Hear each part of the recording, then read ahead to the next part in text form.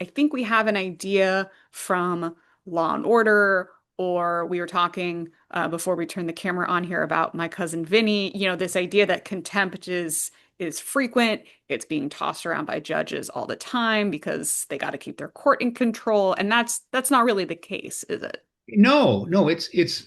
I think in the AP article you mentioned, I said, and so did Judge O'Grady, who I did that interview with, that it's a last resort. Yeah. It's you try everything else, and if you can't get where you need to go as a judge, then contempt is a power that you have, but you use it very sparingly and only in the most extraordinary circumstances. So it's really something that needs to be used only when you have no other recourse. And this if Judge Boasberg were to find that the administration willfully defied his order, uh, then that is pretty serious. If you're a judge, I mean, there are a few lines that really can't be crossed. I mean, as you said earlier, the big no-no.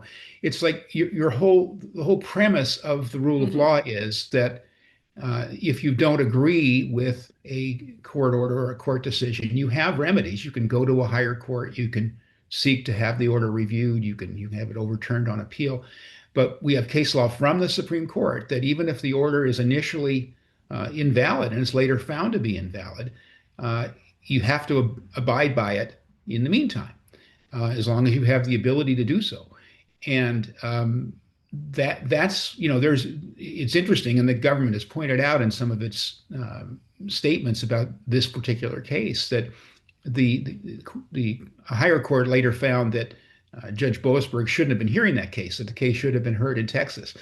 And that's fine. I mean, but at the time that he heard the case, he had jurisdiction Right. and he made an order. And so if the government simply said, well, we don't care what you have to say, Judge, we're not going to follow it, that is not a situation that any judge can let go. I think that's when I say it's a last resort, I mean it's something that should be used very sparingly, but that is the kind of situation where it almost has to be used. Otherwise, the authority of the court is completely conditional. It's whether the parties want to comply with it or not, and that's not how our system works.